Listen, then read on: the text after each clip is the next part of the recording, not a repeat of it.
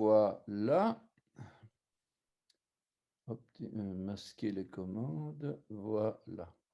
Seigneur, nous te rendons grâce pour ta miséricorde et pour ton pardon et pour tes bienfaits et pour tout ce que tu nous donnes, tout ce que tu nous accordes, Seigneur. Et nous te remettons ces cours d'hébreu. Nous te demandons vraiment ton aide et ton secours, que chacun puisse se sentir à l'aise et libre de suivre ces cours selon ta volonté, Seigneur. Et nous te louons vraiment, nous te bénissons pour tes bontés qui se renouvellent tous les jours, que ta fidélité est grande.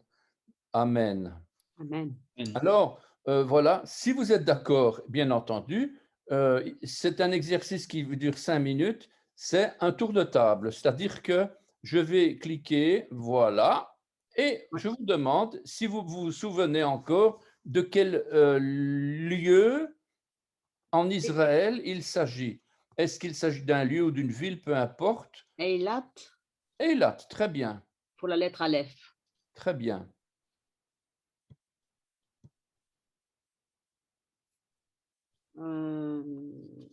Alors, je ne sais pas le prononcer. Beersheva pour le bet. Beersheva, très bien, Beersheva pour le bet. Ouais. très bien, oui. Il n'y a que moi qui connais. Une belle voix. Toi, tu as fait tes devoirs. Ah, moi, je suis une bonne élève, oui. Galil. Galil, oui. Dalit et El Carmel pour le Dalet. Dalit El Carmel, c'est très bien, très bien. C'est dur à prononcer. Et vous l'avez appris par cœur ou quoi? J'ai essayé d'apprendre quelques-unes, oui, le début tout au moins. Ouais. Alors ça, c'est le Het, mais je ne me rappelle plus la ville. Non, c'est un mont, ça. Ah, il y a une montagne, Artabor. Artabor, la montagne de Le Tabor. mont Tabor, oui, c'est ça, oui, voilà, oui, oui. Artabor. Donc, sur un bateau quand tu montes à bord. Excellent.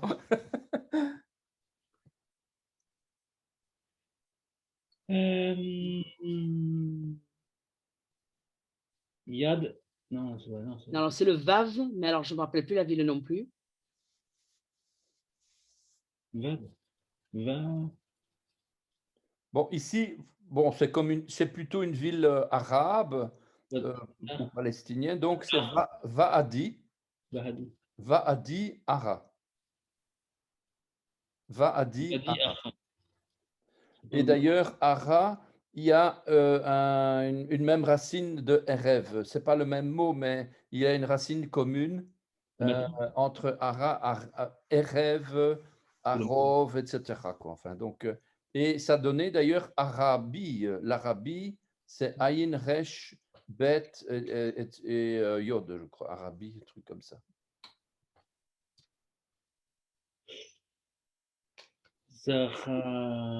Le Zayin, ça a la lettre, mais la ville, Zikron, Zakron. Zikron. Zichron. Il y a Yaakov. Zichron Yaakov. Zikron Yaakov, voilà, c'est ça. Zichron Yaakov.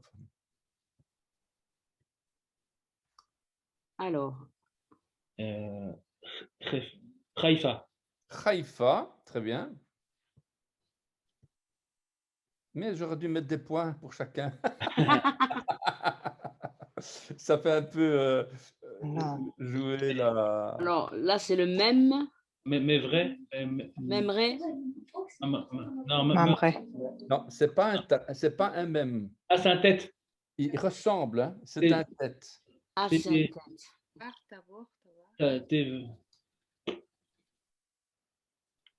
Tête. Je sais pas. C'est un dalet ou un... Si vous faites Tveria,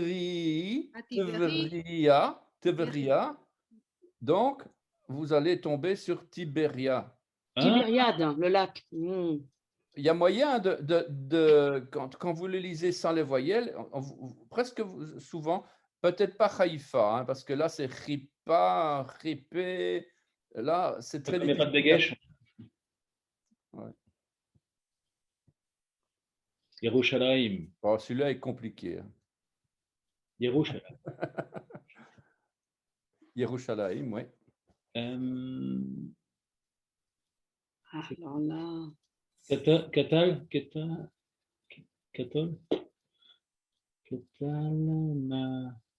Où est-ce qu'on va quand on arrive en Israël la première fois? ah Où? oui, Tel Aviv.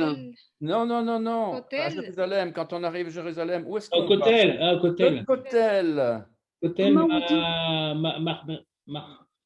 Kotel Ma'aravi. Mahavi. Kotel Ma'aravi. Mahavi.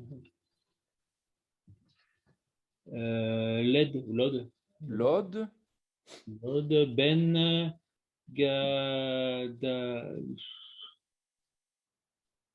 Gadarin, je sais pas, Gaden. Ben, Non, non, non. Ben Gurion. Ben Gurion. Ben Gurion, ok. Ben Gurion. Aéroport. Pas facile quand Aéroport, on ouais. a surtout là un VAV qui veut dire soit O, soit OU, soit V. Donc,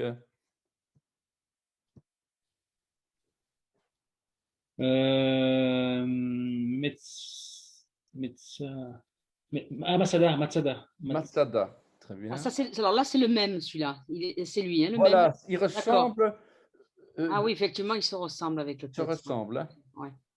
Donc, Masada, d'accord. Masada, Matsada en hébreu. Mhm. C'est un nom. Noun. Nata. Nathan. Nazareth. Non. Nathan. Natania. Natania, ah, ok. Natania.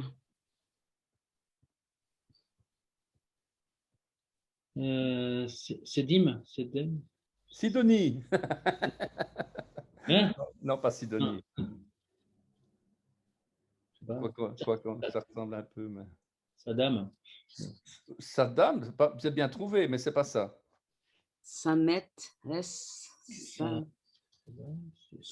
Ah, Sodome. Ok.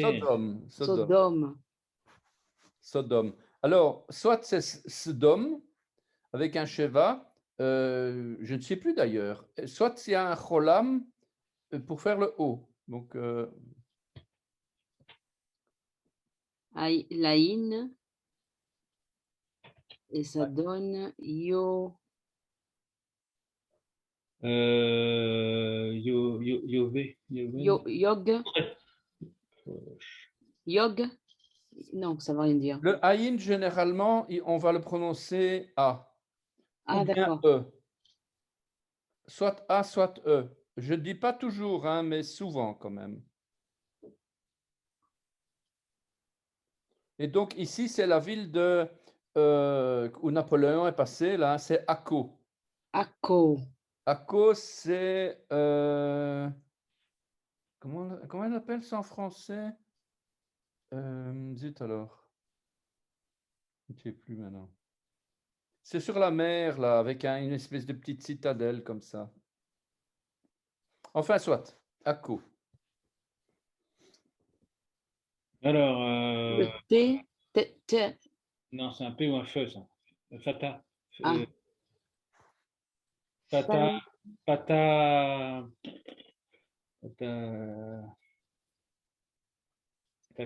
Teken, je sais pas. Petach. Ah, Petra, non, Petra. Petach, la porte, Petach, ou le portail, ou la porte de la ville. D'accord. Petach. Et le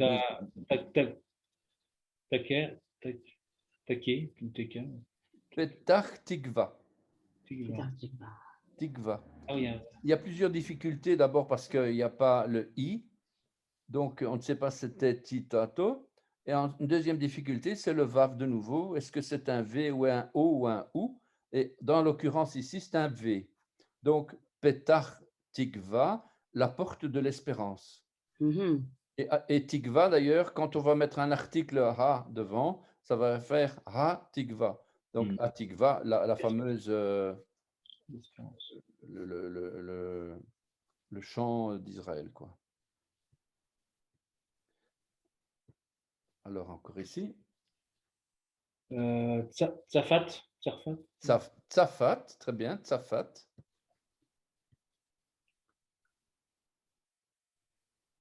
pas où. Kibo, Kikou, Kibo. Ouais, kibbutz, Le kibbutz, kibbutz. kibbutz, kibbutz. Kibbutz.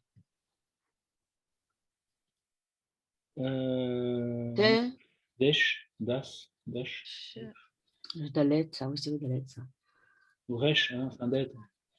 Ouais, et alors, Da, la tête. Roche, Resh, Roche. Roche. Et Enaka. Donc, Car- Roche Hanikra.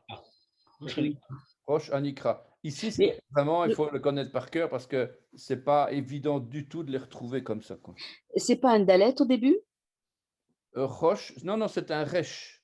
Ah, d'accord. Putain, ils se ressemblent. Ah ouais, oui, c'est un ouais, Resh. justement, c'est entre le Resh et le Ah oui, Dalet, oui, c'est le dalet. Resh, quoi. D'accord. Surtout oui. déjà, quand c'est des lettres, parce que moi, ici, c'est des lettres qui sont très grandes, il faut quand même bien dire. Quand vous avez une Bible, c'est la moitié Eh en oui. hauteur. Ça fait 3 mm grand maximum. Mhm. Donc, franchement, c'est pas facile. Il y a des lettres qui sont vraiment pas faciles. Mais je ne vais pas vous décourager. Alors ça, c'est un Shin, le C'est début. ça, mais il Un faut seul. déjà savoir que c'est un chant, donc on va mettre le point à gauche. Donc, on ne va pas dire che, mais se. C'est Sacha. D'accord. Et donc, ici, c'est sin, Sin. dalet, et le he, qui est soit un A, soit un E. Donc, ici, on va avoir sd, sd, sd, sd, Derot. Asderot. sd, boker. Des Sd, boquers. boker, le chant du matin. Le chant, la chanson? Non, le chant, la prairie. D'accord. D'ailleurs, on voit ici des petites des brebis, etc., qui sont en train de, avec un berger qui va sur la pâture, là, donc c'est le chant du matin, quoi. C'est hot. On va dire plutôt la prairie du matin ou quelque chose pour ne pas penser au chant Shir al Adonai, donc le chant, quoi. Et enfin, Tel Aviv. Ouais. Tel Aviv. C'est Voilà, ce qui me semblait, ouais.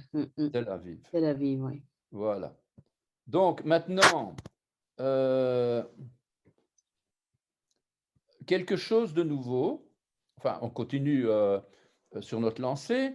Et voilà une petite étude biblique rapido comme ça, pour se donner du cœur à l'ouvrage, pour vous montrer dans quoi vous pouvez être amené à vous lancer avec les connaissances que vous allez acquérir d'ici quelques semaines, quelques mois, pour dire quoi, vous seriez capable de faire exactement ça.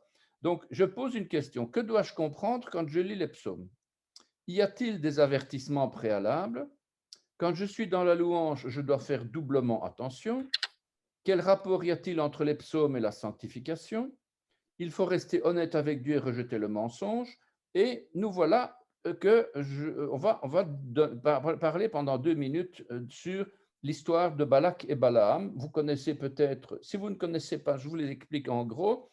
Donc, Balak, c'est un chef un prince des Moabites. Les Moabites, qui est donc cette tribu qui a été maudite par Dieu à cause de l'inceste des filles de Lot. Donc Lot a été en quelque sorte alcoolisé, drogué, violé par ses filles, et ça a donné Moab, quoi. Et Moab, ça a donné, comme c'est un peuple maudit, ça a donné les Moabites, les ennemis jurés mortels d'Israël. Et le chef Balak avait peur d'Israël et voulait vraiment détruire ce peuple. Il se rendait compte que depuis Abraham, c'est un peuple qui ne se laisse pas du tout faire et qui a quand même une certaine puissance, une certaine l'appui de Dieu et tout ça. Les ennemis, ils voient vraiment que c'est un peuple qui est aidé et protégé par Dieu. Donc, quelque part, il cherche.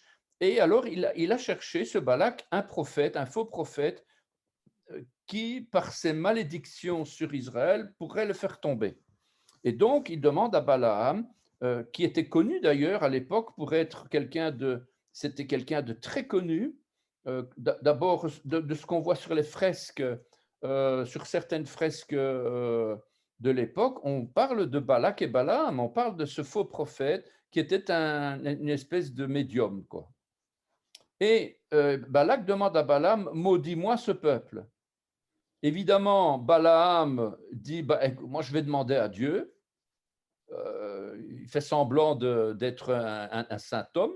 Je vais demander à Dieu. Et Dieu lui dit, et Dieu lui répond, se donne encore la peine de lui répondre. Il lui dit, non, tu ne maudiras pas le peuple d'Israël.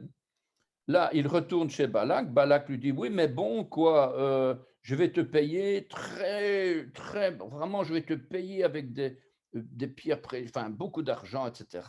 Et Balaam se laisse séduire et il va redemander à Dieu, voilà, est-ce que je peux maudire Israël?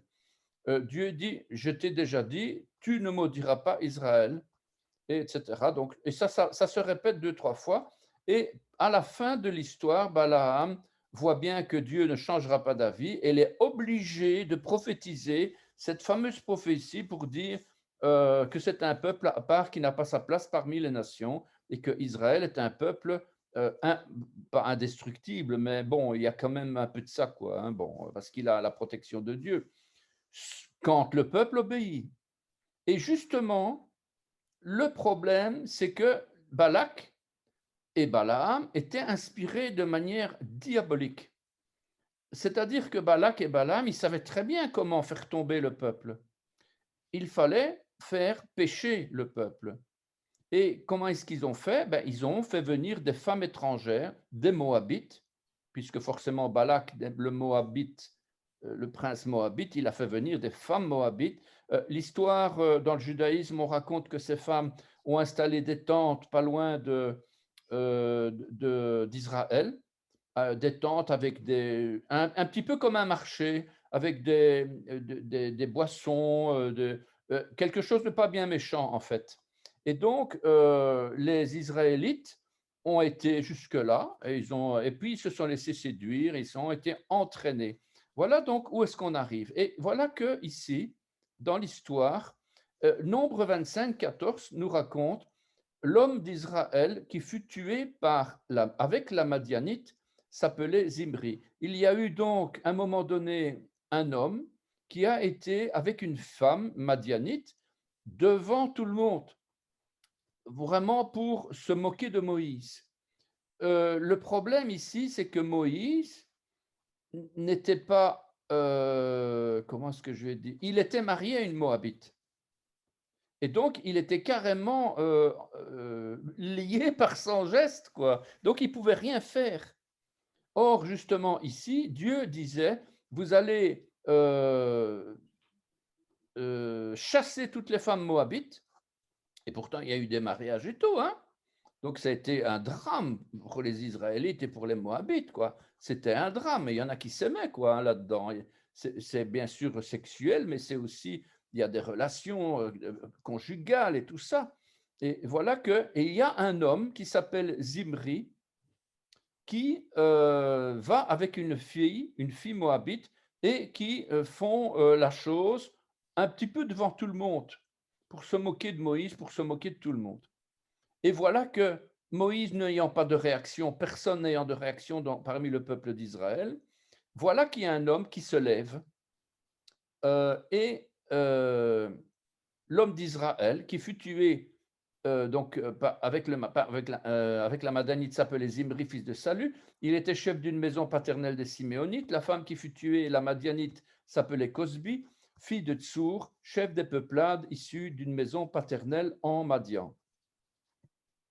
Alors, pour rappel, ici, Balaam et Balak, c'est tout en bas. Il y a des liens familiaux tout de même. Moïse, il ne pouvait rien faire contre Balaam. Pourquoi? Mais parce que c'est un arrière-cousin. On voit ici Abraham, qui est le fils de Terah, Abraham qui est le frère marié à Sarah, bien sûr, et qui est le frère de Nachor, qui est le frère de Haran. Et Nacor, qui est donc le frère d'Abraham, a eu Milka, Bethuel, Rebecca, Laban, Béor, etc. et Balaam. Et puis de l'autre côté, Balak, bon, quelque part, ça descend aussi de Terah, lointain, mais quand même, quoi. Et donc, Moïse, il était les pieds et poings liés devant le péché. Et on est souvent dans des situations pareilles, on ne sait pas quoi faire, en fait, parce que soit on est lié par nos propres paroles, ou tout simplement parce que c'est la famille. Surtout dans les églises, il y a beaucoup dans les églises maintenant des familles, des clans, des choses comme ça, et on n'ose pas réagir contre un tel ou contre un tel pour lui dire ces quatre vérités, parce que c'est des liens familiaux. Eh bien, c'est exactement ce qui se passe ici, et Moïse, donc, ne pouvait rien faire. Et il y a un homme qui se lève, justement, pour faire le châtiment. Alors, donc, je relis ici, Balak, fils de Sippor, de l'hébreu Balak, est, selon la Bible, un roi de Moab, alors que les Israélites campent dans les plaines de Moab à l'est du Jourdain. Balak et les anciens de Moab et de Madian décident de faire appel au prophète Balaam pour maudire les enfants d'Israël. Donc, Nombre 22-24. Balaam, que, entre parenthèses, Balaam, ça se dit Bilham, ça veut dire bi, sang, Am, peuple. Bilham, c'est sans le peuple. Autrement dit, Balaam veut dire, moi je veux rien avoir avec le peuple d'Israël. C'est son nom, hein. Donc c'est un faux prophète de Pétor en Mésopotamie. Il est connu en dehors de la Bible par les inscriptions de Deir Allah, donc sur des fresques. Voilà, il est en train d'apposer les mains sur Israël pour le maudire, et Balak est derrière. C'est une illustration qu'on trouve sur Google, quoi, hein. Voilà que Zimri et Cosby. Donc le musicien de Dieu, Zimri, qui s'est fait attraper par un esprit de mensonge, Cosby. Zimri, donc c'est l'homme qui a été avec la femme Cosby. Zimri, ça veut dire ma musique. Fils de Salou, Salou qui veut dire peser, élevé. Chef d'une maison paternelle des Siméonites qui avait forniqué publiquement devant tous avec une Madianite appelée Cosby. Cosby qui veut dire mon mensonge. Fille de Tsour, chef des peuplades issus d'une maison paternelle en Madian. Zimri, ma musique, en fait, ça vient de la racine zamar, qui est une racine primaire qui veut dire frapper les doigts, chanter, frapper les doigts, la guitare, la harpe, etc. Hein, c'est la musique, la louange de David. Ça veut dire aussi chanter, célébrer, faire retentir, hein, louange, instrument. Mais zamar, ça veut dire aussi élaguer, tailler. Lorsque les évangiles ou les épîtres nous disent que nous devons être élagués, nous devons être taillés, les sarments doivent être coupés pour porter toujours plus de fruits, c'est vraiment l'image de la louange. Quand on loue le Seigneur, eh bien, on doit s'attendre à se laisser tailler par le Seigneur. C'est vraiment Zamar. Et la première lettre d'ailleurs de Zamar, c'est un Zaïn. Et si vous vous souvenez bien, cette lettre Zaïn veut dire une arme, une hache. C'est une forme d'ailleurs comme un marteau, une hache, quoi. Une arme pour couper. Pour couper d'ailleurs, et on va venir d'ailleurs ici à la circoncision, puisque c'est être taillé, être élagué, mais c'est aussi être coupé, quoi. Zamar veut dire être fort, puissant, garder, surveiller. Zimrat, qui vient du même mot, veut dire sentinelle, garder. Zamir, tyrannie. Zemora, sarment. Masmera, une serpe, un couteau, donc un sécateur là, hein, pour couper la vendange, la vigne. Hein. Donc on va appeler ça une serpe, masmera. Et le psaume, quand on a le psaume de David, Mismor le David, il y a combien de fois on retrouve ça, Mismor le David, donc ça veut dire mise à marre. Je regarde s'il n'y a pas quelqu'un qui essaye de se connecter. Ah oui, en effet. Voilà. Shalom, shalom. Shalom. Shalom, shalom. Donc ici, donc psaume, ça veut dire psaume se dit mismor, ça vient, c'est en fait une contraction de deux mots, mi et zamar. Mi, ça veut dire qui provient de. On va retrouver ça beaucoup de fois dans la Bible, mi zamar, qui vient de la louange ou bien qui vient de l'élagage. Donc mismor, ça veut dire un psaume, un cantique, une mélodie, un chant. Et zmor vient de zamar, c'est dans le sens de frapper avec les doigts, comme je l'ai vu tout à l'heure, célébrer, faire retentir ses chants, la louange, la musique, jouer d'un instrument de musique, etc. Donc ça, c'est vraiment ce mot zamar, mismor. Et voilà le texte ici de Nombre 25. Israël demeurait à Sittim, et le peuple commençait à se livrer à la débauche avec les filles de Moab. Donc, je vous rappelle que Moab, c'est quand même une descendance d'Israël, mais au travers de Lot, qui a été avec ses deux filles, et donc ça a donné un inceste, et Moab est donc un inceste, un enfant de l'inceste. Moab, d'ailleurs, que veut dire Moab? C'est qui provient du père. On a de nouveau le mot qui provient de, et puis Ab, qui vient de Abba. Je ne sais pas si vous voyez ici, Moab, c'est qui provient du père. Donc Moab, c'est quelqu'un qui vient du père. Donc du père, à première vue, comme ça ne veut rien dire, puisque tout le monde vient d'un père. Mais seulement ici, Moab vient du père de sa mère.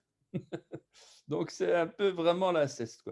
Donc, elles invitèrent le peuple au sacrifice de leur Dieu, et le peuple mangea, se prosterna devant leur Dieu. Israël s'attacha à Baal-Péor, et la colère de l'Éternel s'enflamma contre Israël.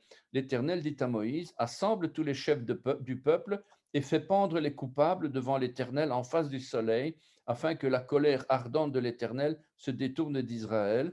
Moïse dit aux juges d'Israël que chacun de vous tue ceux de ces gens qui se sont attachés à Baal-Péor. Donc Moïse était obligé, mais il était bien embêté parce que sa femme à lui, elle était moabite. Alors Zimri, le gars qui s'est fait tuer avec Cosbi, puisque les deux pécheurs, il s'est laissé séduire par un esprit de mensonge. Mais au départ, c'est un Israélite, c'est-à-dire un enfant de Dieu quelque part. Dans l'image prophétique du peuple d'Israël, quand on parle du peuple d'Israël par rapport aux nations païennes, le peuple d'Israël, les Israélites sont toujours considérés comme les enfants de Dieu, qui se laissent séduire ou qui tombent dans le panneau du diable. C'est exactement ce qui s'est passé ici. Il s'est laissé séduire par un esprit de mensonge. Nombre 25-15, donc la femme qui fut tuée, la Madianite, s'appelait Cosbi, fille de Tsour, chef des peuplades, issue d'une maison paternelle en Madian. Et Cosbi veut dire mon mensonge. Ça vient d'ailleurs de la racine kazav, qui veut dire mentir, tromper, démentir, menteur, mensonge, infidèle, tarir, débiter. C'est le nom qu'elle avait, voilà. Je me demande comment les gens, quand on les appelait comme ça, à leur naissance, ils devaient se demander pourquoi est-ce qu'on appelle notre enfant comme ça, quoi. Enfin, soit. Cosbi, donc, vient de Kazav comme une arme dans la maison, puisque Zav, c'est une arme, et Kav, c'est un comme. Voilà. Conclusion, alors voilà, une conclusion de l'étude biblique. C'est une mini-étude, c'est pour vous montrer un petit peu dans quoi on peut se lancer avec la connaissance un minimum de connaissance de l'hébreu. Si nous avons un Dieu qui s'occupe de nous, n'oublions pas que nous avons aussi un ennemi qui cherche à nous faire tomber. Et il va chercher à nous faire tomber comment? En nous faisant tomber, en nous faisant pécher contre notre propre Dieu. Le diable essaye de nous faire tomber pour que notre Dieu à nous soit pas content de nous. Et donc, qu'est-ce qu'il va faire? Il va essayer de nous, et c'est pour ça qu'il essaie de voir quelles sont nos failles. nos mauvais penchants. Et il regarde où on regarde, il écoute ce qu'on écoute, il entend ce qui sort de notre bouche et il va nous piéger sur ce qu'on a dit de notre bouche, ce sur quoi on a regardé dans la rue avec nos yeux, etc. Donc lui, il regarde ça. Donc il y a quelqu'un qui disait qu'on a plusieurs, on a plusieurs orifices dans le corps par lesquels il y a des choses qui sortent ou qui rentrent. Et ce sont des portes pour laisser passer la convoitise, etc., quoi. Et donc, nous sommes en danger à cause de notre propre convoitise. Et le diable, lui, oh, moi, je n'ai rien à voir, c'est lui qui a péché. Et il a raison en plus. Seulement, c'est lui qui nous a piégés. Mais il va payer cher ses attaques. Il va payer très cher. Alors, la louange nous ramène à l'élagage, c'est-à-dire à la taille, à la sanctification du croyant. Nous devons toujours vivre dans la vérité et ne pas nous laisser entraîner vers les mensonges et les séductions de la vie. Nous avons besoin du discernement des esprits afin de ne pas nous laisser piéger par des faux prophètes. Et des faux prophètes, il y en a, hein, ça. Alors, Yeshua a été fait pour nous sanctification, 1 Corinthiens 1,30. Donc, on peut toujours, merci Seigneur, on peut toujours revenir vers le Seigneur en disant, Seigneur, j'ai péché en pensée, en parole, en action, etc. Enfin, et tu as payé à ma place, tu as payé le prix, tu as été ma sanctification. Si moi je ne sais pas me sanctifier, toi tu l'as fait à ma place, prends pitié de moi, pardonne mes péchés et aide-moi à revenir vers toi. Voilà, c'est le genre de prière qui vient directement lorsqu'on tombe comme ça dans les mailles de l'adversaire, quoi. Voilà, donc ça c'est la fin de ce PowerPoint. Ça, je ne vais pas... voilà, ça c'est une chose. Alors maintenant, on va... je vous ai donné, la fois passée, je vous ai envoyé un document et c'est ce document que je vais commencer à parcourir. Ce document, c'est donc, où est-ce qu'il est celui-là? Kita Aleph, Kita A01. Donc, c'est ce document, Hébreu biblique, Kita Aleph, première année, l'alphabet, Yeshua, un nom qui délivre. Je ne sais pas si tout le monde l'a reçu. Sinon, vous me le demandez, je vous l'envoie. Ça ne me dit rien, moi. J'ai reçu le document sur le verbe croire, mais je n'ai pas reçu ce que vous dites, non. Ben, je vais vous l'envoyer. C'est gentil, merci. J'ai Donc, imprimé, Hélène. il est sur le pour site de toi, Bet Yeshua, vous pouvez vous les télécharger si vous êtes inscrit, là vous allez le télécharger. Sinon, je vous l'envoie, là c'est encore plus facile, quoi. D'accord. C'est encore plus facile que je vous l'envoie. D'ailleurs, tous les documents, au fur et à mesure, c'est même plus facile et plus logique que je vous les envoie la veille du cours suivant. Plutôt la semaine ou la quinzaine avant le cours, quoi. Comme ça, vous pouvez déjà vous y préparer. Oui. Et donc, qu'est-ce qu'il y a dans ce cours? Ben, il y a déjà les 3/4, vous l'avez déjà vu. Alors, qu'est-ce qu'il y a là-dedans? Alors, préliminaire, l'hébreu ivrite est la langue par excellence appartenant à la famille des langues sémitiques. Elle est étroitement apparentée aux phéniciens et aux langues araméennes ainsi qu'à l'arabe. Voilà, j'explique un petit peu ici. L'alphabet peut être cursif ou carré, le mot Amen s'écrira en cursif. Pas du tout la même chose que notre Aleph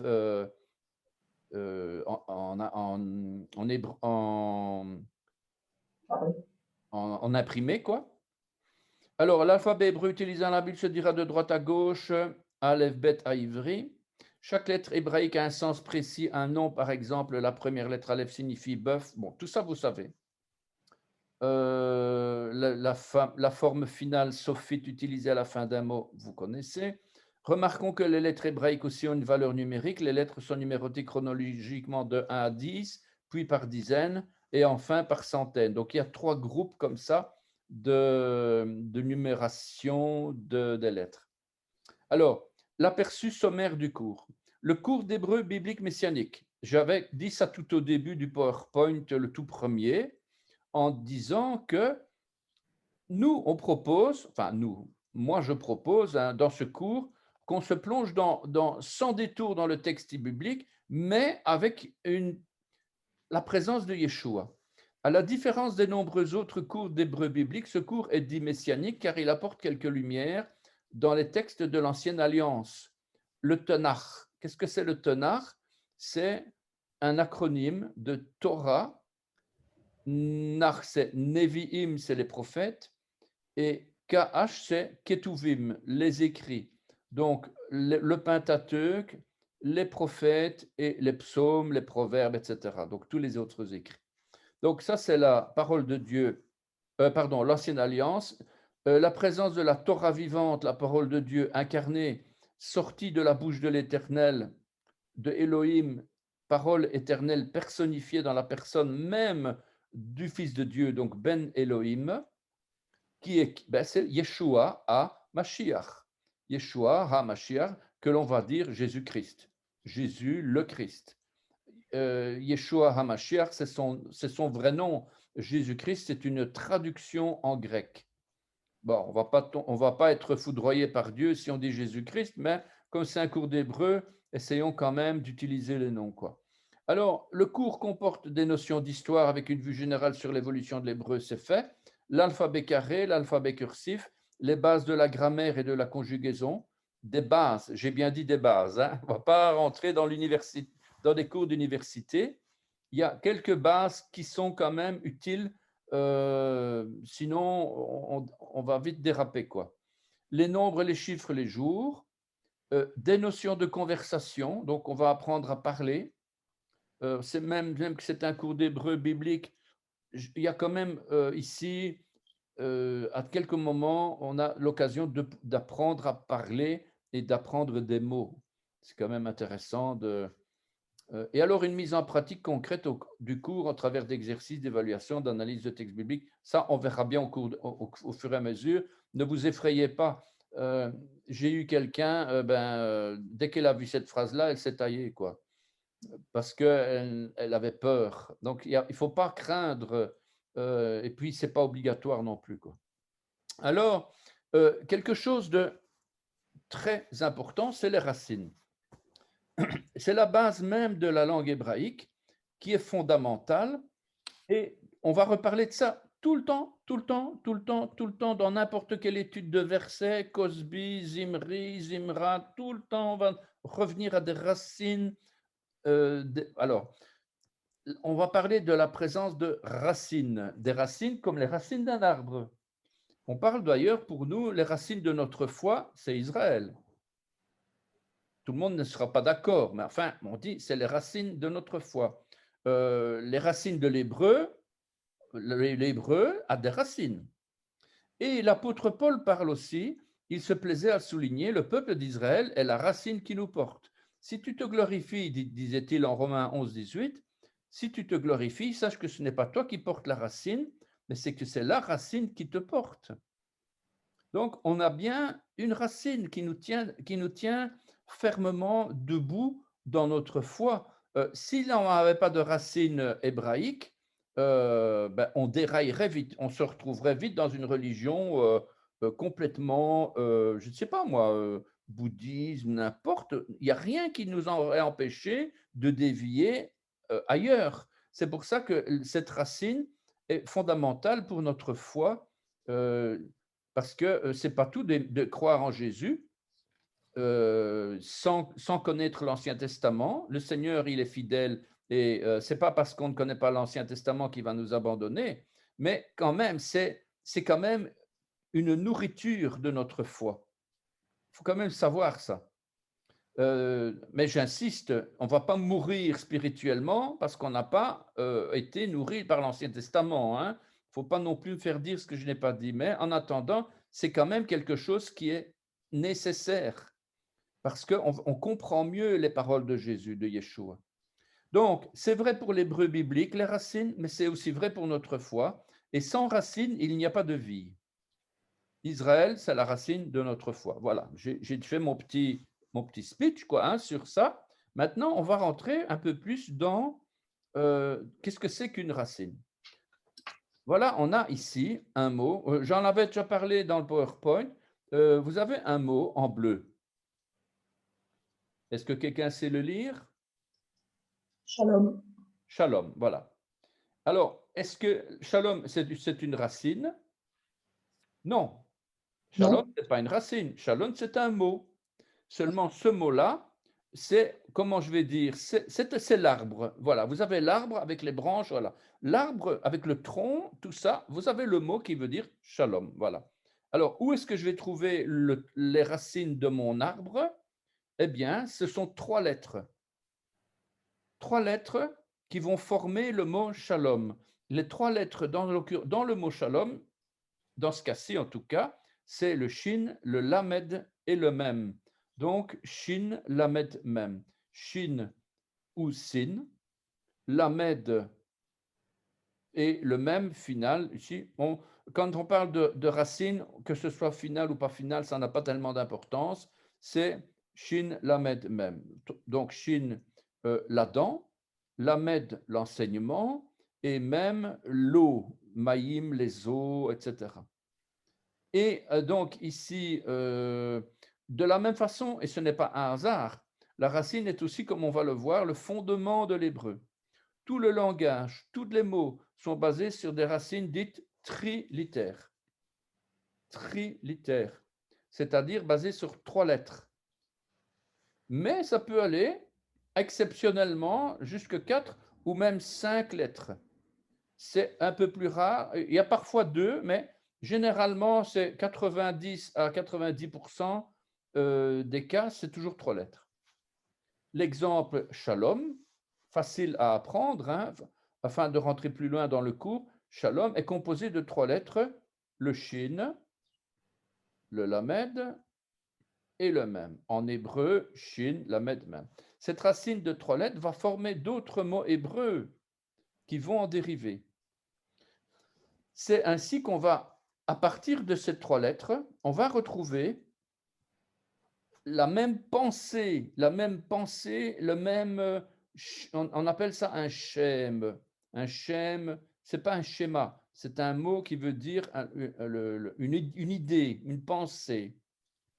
À partir des 3 lettres, on va tomber sur le salut, la rédemption, le rachat, l'enseignement de la parole de Dieu et je ne sais pas, il doit y en avoir une quinzaine en fait. Quand on va analyser Shalom, vous allez tomber sur 15, même plus que ça même, mots qui dérivent.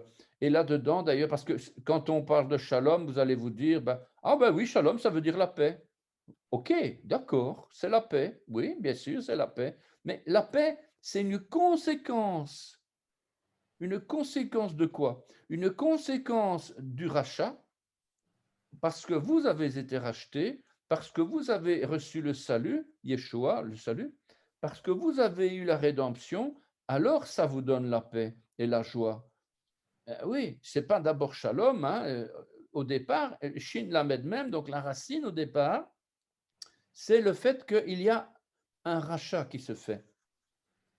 Alors, la lettre shin étant en quelque sorte une lettre réversible, suivant l'endroit où sera placé le point. Donc, vous savez que shin, ça peut être sin, mais ça peut même faire changer le mot, quoi. Si je vous dis, par exemple, silem, pas shalom, mais salem ou silem, eh bien, on peut tomber sur quelque chose qui va nous parler de malédiction, de damnation. Un point à droite et l'on prononcerait shin, un point à gauche et l'on prononcera sin, ce qui nous amènera à composer des mots qui ne donneront plus le salut ou la délivrance, mais la damnation et le mépris. On a des exemples comme ça ici. Hein. D'ailleurs, il y a une étude qui avait été faite par Paul Genassia sur Shibboleth et Sibboleth. Shibboleth et Sibboleth, ce sont 2 mots qui veulent dire totalement autre chose et qui avaient été à la base d'un massacre. On avait lu ça, je crois, dans un PowerPoint, je crois que j'en avais parlé. En tout cas, Yeshua disait, vrai, lorsqu'il disait que l'on ne pouvait pas changer un seul iota. On va dire un yod, un yud. Ici, Excusez-moi. Quoi? Excusez-moi. Du coup, je reviens donc, c'était, je crois, par la bataille avec Gédéon. Du coup, ça veut dire quoi alors, chiboulette ou ciboulette? C'est quoi la traduction Il y en a alors. un qui veut dire l'épi de blé, et l'autre, je ne sais plus, il faudrait qu'on aille dans l'étude, mais en fait, l'idée, c'était que ah oui, c'était les Éphraïmites. Voilà, oui. Les Éphraïmites devaient prononcer, ils avaient un défaut de prononciation. Et ils devaient prononcer Chibolette et ils ne savaient pas. Ils avaient un cheveu sur la langue et disaient Cibolette, Cibolette. Et donc, parce qu'à l'époque, le Shin se prononçait, suivant les cas, Sin. D'accord. Et donc, mais il faudrait qu'on aille sur l'étude parce que je ne connais pas par cœur les deux significations. D'accord, non, non, c'est pas. C'était parce que je l'ai lu il n'y a pas longtemps, donc je voulais savoir la traduction, mais c'est pas grave.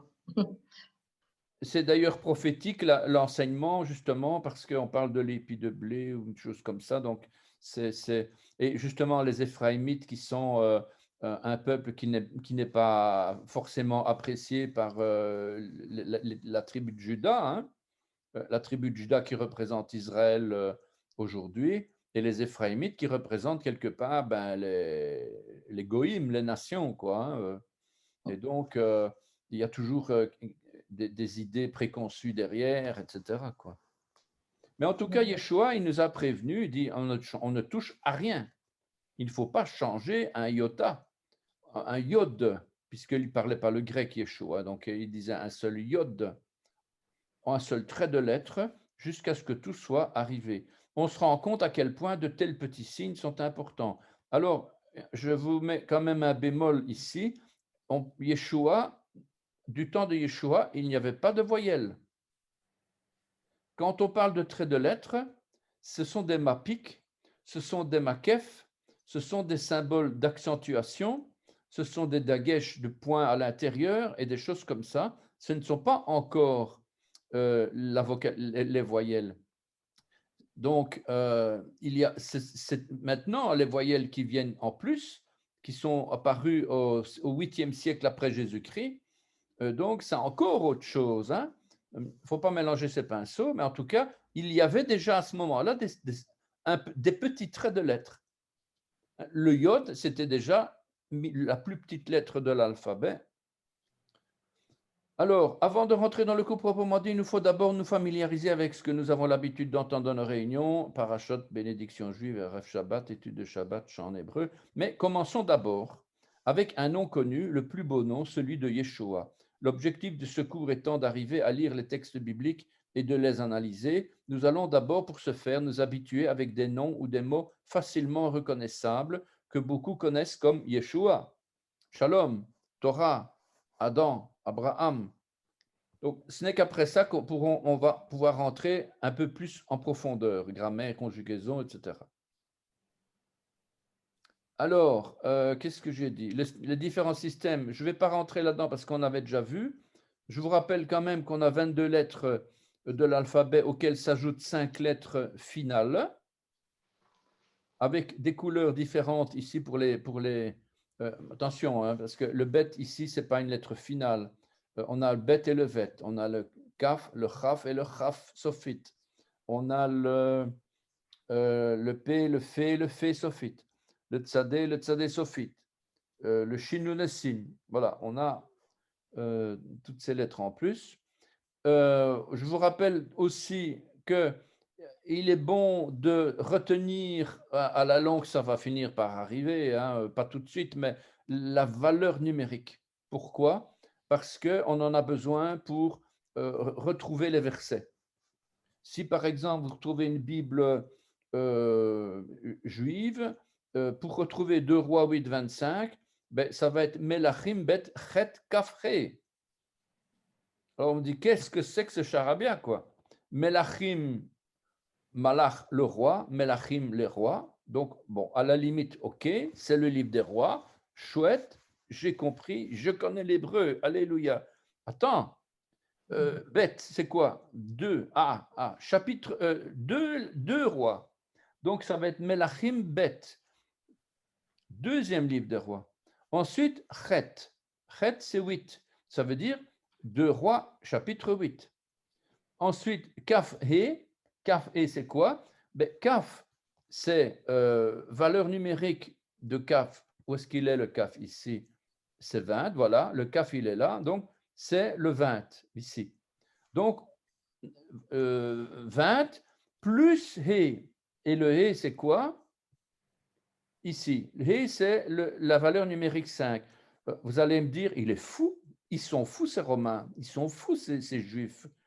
Voilà, c'est comme ça. Donc, quelque part, moi, je vous dis qu'au début, je tirais la tête. Après, bon, je commence à m'habituer, quoi. Hein. On ne connaît pas forcément par cœur, mais c'est une question d'habitude. Voilà. Donc, mais il faut quand même le savoir, et c'est pour ça que la valeur numérique, il faut les connaître. Ce n'est pas tellement pour faire des calculs de numérologie, de numération, etc., comme le font les rabbins. Peut-être qu'on sera amené à calculer, parce que les chiffres, c'est quand même Dieu qui les a donnés. Ce n'est pas pour rien que le bet, c'est le 2, que le guimel, c'est le 3, que le dalet, c'est le 4, que la porte, c'est le 4, que le hé, le souffle de Dieu, c'est le 5. Ce n'est pas pour rien que le vav, qui veut dire le clou, c'est le chiffre 6, le chiffre de l'homme. Il n'y a aucun hasard là-dedans. Je ne sais pas, moi, si je prends... vous avez compris, quoi. Hein. Ce sont des chiffres qui ont été bien sûr inventés par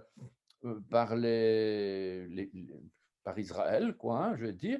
Mais en attendant, on sait qu'Israël, c'est un peuple témoin. Ils font des choses sans le savoir, un peu comme, je ne sais pas si vous savez que les vendredis soirs, quand c'est Shabbat, ils rompent le pain, ils boivent le vin et ils font une prière tout à fait étonnante. Hein. Ils disent Baruch ata Adonai Eloheinu melech haolam, béni sois-tu Seigneur notre Dieu, roi de l'univers, amotzi lechem min haaretz, toi qui fais sortir le pain de la terre. Les Juifs, hein. Et c'est qui le pain de vie qui a été mis au tombeau et qui est sorti, ressuscité? C'est bien Yeshua. Donc, le pain qui est sorti de la terre, d'ailleurs, je ne sais pas si, je ne sais pas, mais chez moi, le pain, il ne sort pas de la terre, hein, il sort du meunier ou de la boulangerie, quoi. Eh bien, eux, ils prient comme ça. Et donc, on se rend compte que c'est un peuple témoin, ils font des choses sans savoir qu'en réalité, ils sont en train de glorifier Yeshua. Voilà, ils font des prières. À Pâques, n'en parlons même pas, avec les matzot, ces 3 pains sans levain qui sont superposés. Et pendant la fête, ils vont retirer celle du milieu, ils vont la briser. On voit les 3 pains les 3 pains sans levain, le Père, le Fils et le Saint-Esprit. Ils vont retirer pendant la cérémonie le pain du milieu, ils vont le briser. Ils vont mettre une des moitiés, je vais dire, du pain sans levain au milieu des 2 autres. Donc, il va rester une partie entre le Père et le Saint-Esprit. Et l'autre partie, elle va être mise dans une nappe, cachée sous la nappe. Et les enfants, pendant la cérémonie, vont devoir faire semblant de ne pas savoir où est cette fameuse matzot. Et ils vont devoir chercher. Et celui qui l'a trouvé, il va dire, voilà, je l'ai trouvé. Donc, c'est une fête, en fait. Donc, c'est vraiment l'image de la résurrection, de la croix, de la crucifixion et de la résurrection. Ils font des choses sans le savoir. C'est extraordinaire. Et c'est pour ça que c'est un peuple témoin. Bien sûr, il y a beaucoup de rabbinisme, de traditions futiles, etc. Mais je ne veux pas critiquer, mais il y a pas mal d'erreurs. Le Talmud, on lit le Talmud, on ne lit pas la Torah, etc., etc. Mais bon, voilà, vous voyez que... Mais en tout cas, il y a tellement de choses. Voilà, je ne vais pas trop rentrer là-dedans parce que c'est un cours d'hébreu, mais il faut quand même bien se rendre compte qu'il y a des choses extraordinaires. Alors, ici, dans ce cours, si vous êtes intéressé, je vous envoie les feuilles, rien que les feuilles, pour apprendre à recopier à la main le Aleph, et puis le Bet, et puis le Gimel, 10 fois, et puis le Dalet, 10 fois, etc. C'est comme ça qu'on fait à l'école, hein, pour apprendre une lettre, hein, l'alphabet, quoi. Hein.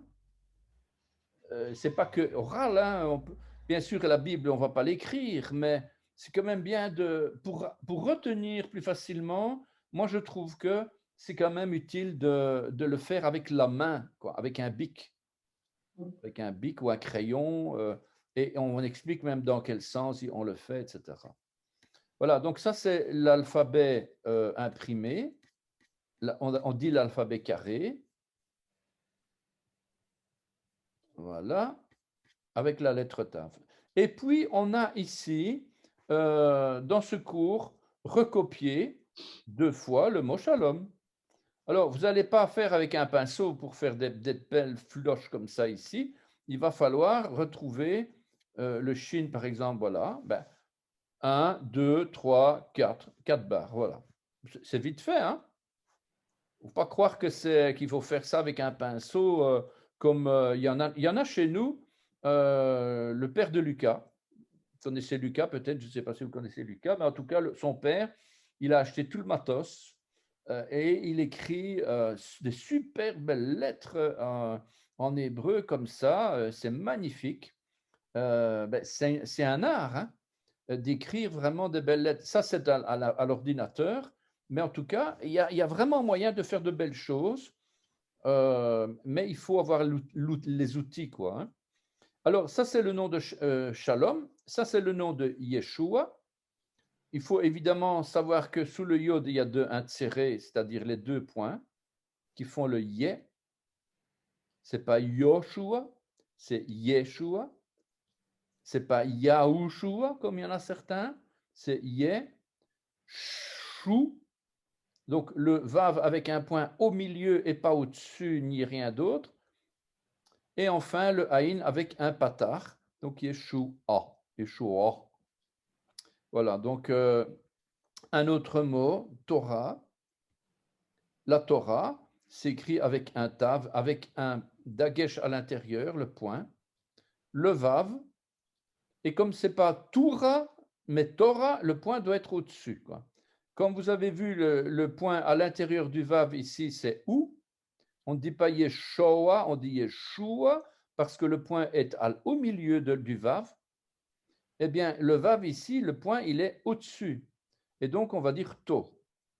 Ensuite, on a le Resh, en dessous duquel on a le A, le Kamatz qui fait A. Torah. Et le E muet. Voilà donc notre Torah. Je ne sais pas si j'ai encore un autre mot. Alors ici, c'est pour le fun. C'est pour le fun que je voulais donner parce qu'il n'y a pas de Bible en cursif.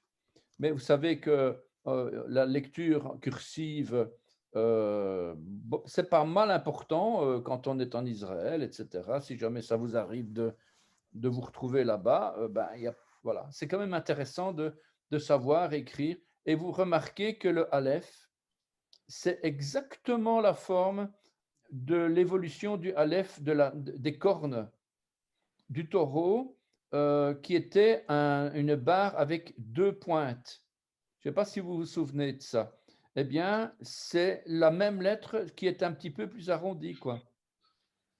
Donc, on voit que cette évolution du cursif provient de l'évolution en moins 1700, en moins 1500 avant Jésus-Christ de l'évolution de l'alphabet, quoi.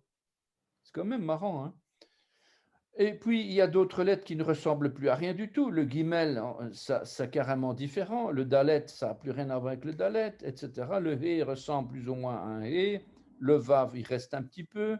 Le zaïn, c'est plus du tout le zaïn. Le chet, il est plus ou moins resté tel quel. Le tet, il est complètement différent. Le yod, il n'a pas changé. Le kaf, il n'a pas changé. Le kaf sophite, plus ou moins, il est resté. Le lamed, il a complètement évolué.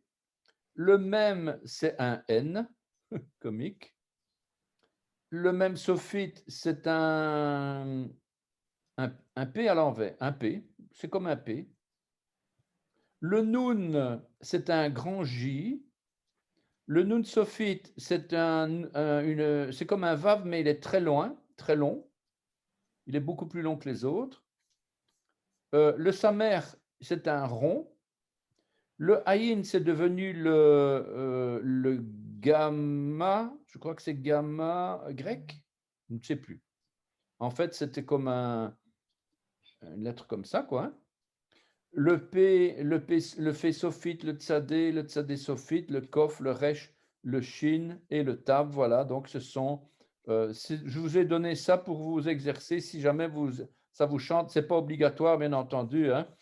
C'est simplement pour le fun. Au moins, vous l'avez parce que c'est quand même utile, quoi. Alors voilà, nous rentrons maintenant dans Yeshua, un nom qui délivre. C'est un petit peu le thème de ce fascicule. Alors ici, vous aviez ça dans le PowerPoint, les différents mots, Abraham, Avram, Ivrit, Ivrim, Dabar, Moshe, Navia, Navi, Aneviim, Tehilim, Shem. Je pense qu'on avait déjà tout vu de ça dans le PowerPoint, si vous regardez les vidéos. On surnommait Abraham l'hébreu, ce cours d'hébreu biblique a la prétention de s'appeler messianique non seulement à cause de l'époque messianique dans laquelle nous sommes aujourd'hui, c'est-à-dire le moment où la Bible amène les prophéties de la fin des temps à leur accomplissement. C'est exactement ce qui arrive. Il ne faut pas se leurrer. Ce qu'on vit aujourd'hui, c'est l'accomplissement des prophéties. Mais c'est aussi à cause du caractère messianique de notre foi. Notre foi, comme on dit, notre foi est chrétienne, oui, mais chrétien, c'est quoi en fait? Mais chrétien, c'est le nom qui a été donné aux disciples à Antioche pour se moquer d'eux en disant « Ah ouais, c'est les suiveurs du Christ, les suiveurs du Messie ». En fait, les disciples, on ne disait pas des chrétiens, on disait des Yehudim, Meshichim. Yehudim, c'est des juifs, Meshichim, ce sont des messianiques. Donc, comment est-ce qu'on les appelait? On les appelait comme ça. Et en grec, c'est devenu des petits chrétiens, des petits Christ, des chrétiens, quoi, les juifs chrétiens. Donc, il faut quand même revenir à la source que messianique, c'est notre foi, elle est messianique. C'est pas qu'on est en train de faire du prosélytisme pour dire ah ouais, il faut venir à notre assemblée messianique. Non, ça n'a rien à voir, quoi. Alors, c'est la différence fondamentale que vous trouverez dans ce cours par rapport à certains cours que l'on retrouve en ligne sur Internet, mais où Yeshua est absent. Donc, c'est important, je trouvais que c'était vraiment important d'avoir un cours messianique. Alors, on peut lire dans l'Évangile, puis il déclara, rappelez-vous les paroles que je vous ai dites, lorsque j'étais encore avec vous, il fallait que s'accomplisse tout ce qui a été écrit de moi dans la loi de Moïse, les prophètes et les psaumes. Il faut quand même y aller hein, pour oser dire un truc pareil, quoi. Hein. C'est qu'il savait de quoi il parlait, hein, Yeshua. Hein. Et ce n'est pas tout. Afin d'obéir à Dieu, notre objectif est donc de retrouver Yeshua dans l'Ancienne Alliance, c'est-à-dire tous ces prophètes-là, Ésaïe, Jérémie, Ézéchiel, Daniel, c'est les 4 grands, et puis les 12 autres petits prophètes, Osée, Joël, Amos, Abdias, etc., jusqu'à Malachie, et enfin les psaumes. Il y en a 150. Ça fait un bon paquet de textes à lire pour voir où est-ce que Yeshua est là-dedans, quoi. Alors, afin de nous familiariser et avant d'entrer dans le vif du sujet, découvrons l'hébreu biblique à travers ce nom. Voilà, justement le nom de Yeshua.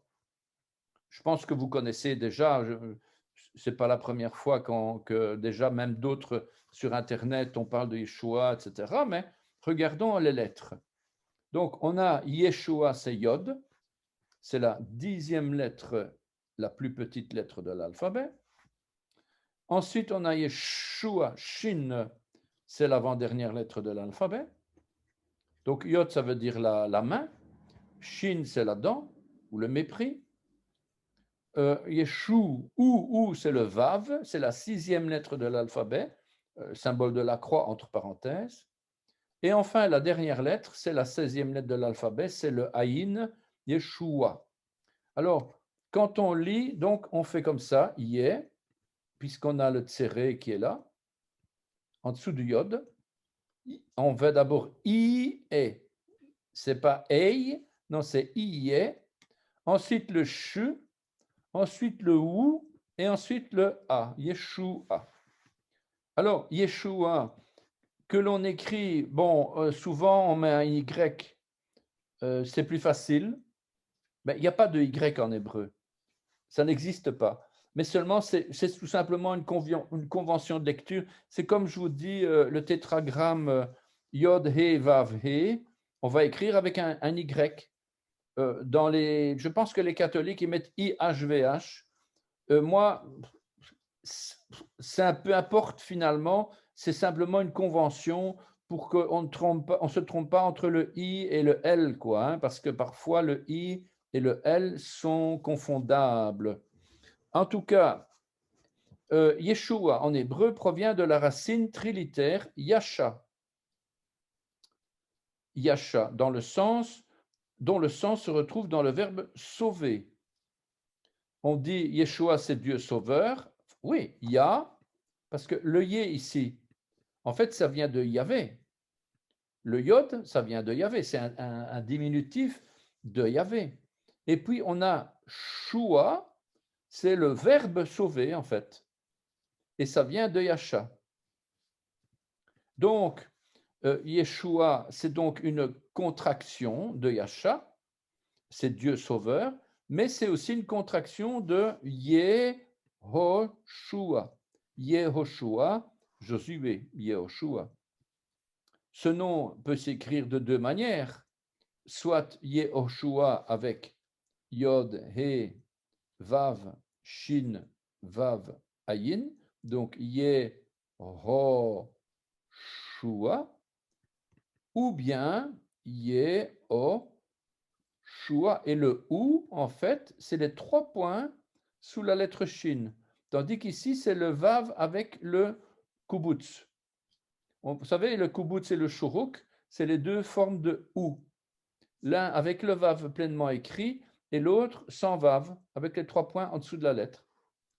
Donc, vous pouvez retrouver les deux formes. Alors, qu'est-ce que ça veut dire Yehoshua? Donc, Josué, qu'est-ce que ça veut dire? Ben, ça veut dire l'Éternel est salut. L'Éternel est salut. Et on retrouve ici d'ailleurs dans l'Éternel, Yah. Où est-ce que je vais? Voilà, Yah, l'Éternel. Yod, c'est l'Éternel. Hu, qu'est-ce que c'est? Hu, ho, ho, ho. Ça veut dire lui, là, lui, là. C'est lui, lui. L'Éternel, lui, il est sauveur. C'est ça que ça veut dire. Et donc, ce Yehoshua, attention, Yehoshua et Yeshua, ce n'est pas la même chose. On a pas mal de gens qui font des sites aujourd'hui, et ils changent le nom de Jésus, ils mettent Yahushua, des trucs dans le genre. Mais c'est faux. On ne peut pas changer le nom de Yeshua. Et Yehoshua, excusez-moi, mais mon sauveur, ce n'est pas Josué. Yehoshua, ça veut dire autre chose. C'est Dieu est le Dieu sauveur. Tandis que Yeshua, ça veut dire Dieu sauveur. Il y a une fameuse différence. Yeshua, c'est Dieu sauveur, c'est la personne qui porte ce nom, quoi, c'est prophétique. Tandis que Yehoshua, c'est pour dire, c'est une déclaration, Dieu est celui qui sauve, c'est lui le sauveur. Parce qu'il y a pas mal de choses qui se disent, qui se font, et il faut quand même connaître l'hébreu pour ne pas raconter des sottises. Donc, si j'ai raté ma page là, voilà. Donc, il y a plusieurs Josué dans la Bible. Josué, fils de Nun, de la tribu d'Éphraïm, successeur de Moïse, comme chef des enfants d'Israël. C'est notre Josué, quoi, hein, qui a conduit la conquête de Canaan, nombre 14-6. Et puis, il y avait un certain Josué qui résidait à Beth-Shemesh, en 1 Samuel 6-14, chez qui l'arche a fait halte. Je ne sais pas si vous vous souvenez, à un moment donné, l'arche a été volée. Les Philistins l'ont prise. Les malheureux, bien mal leur ont pris, puisqu'ils ont été touchés par des hémorroïdes foudroyantes. Et donc, ils ont dit, c'est une malédiction de porter d'avoir volé l'arche. Et donc, ils ont rendu l'arche. Mais les Hébreux n'en voulaient pas, David n'en voulait pas, hein. Ils avaient trop peur. Hein. D'ailleurs, juste à ce moment-là, l'arche, elle est en train de vaciller, là, et il y a 2 hommes qui voulaient la maintenir pour l'empêcher de tomber. Ils ont essayé de maintenir l'arche pour l'empêcher de tomber. Ils ont été foudroyés par le feu du ciel. C'est encore un truc de fou, quoi. On se dit, comment c'est possible, Seigneur, que tu amènes à exécuter des gens comme ça? Donc, il y a vraiment un enseignement derrière, bien sûr, mais tout ça pour dire que l'arche, ça ne va pas chez n'importe qui. Et il y a une personne, David, il ne se sentait pas sain pour avoir l'arche dans sa maison. Il y en avait un, par contre, il lui a dit, moi, il n'y a pas de problème. Moi, je veux l'arche dans ma maison. Et ce monsieur s'appelait Josué, fils de Yehotzadak. Parce que lui, c'était quelqu'un qui était rempli du Saint-Esprit, semble-t-il, parce que pour aller accepter comme ça l'arche dans sa maison, il ne fallait pas avoir peur, il fallait être assuré, avoir l'assurance du salut, avoir l'assurance que, ben voilà. Et lui, il a fait rentrer l'arche dans sa maison, quoi. Et le roi David, même le roi David n'a pas osé, hein. Et donc, par après, ça s'est rétabli, ils ont repris l'arche pour la mettre dans le temple, etc. Mais ça a été toute une histoire, une fois que l'arche a été volée, pour la récupérer, hein, pour ne pas mourir foudroyé, quoi. En tout cas, un autre Josué, donc fils de Yehotzadak, souverain sacrificateur après la restauration, une des portes de la ville de Jérusalem porte aussi ce nom. La forme Yeshua. Alors, Yeshua, il faut quand même savoir que c'est un nom commun. Je ne sais pas si vous savez, des Jésus en Espagne, il y en a plein, hein. Eh bien, c'est la même chose en Israël.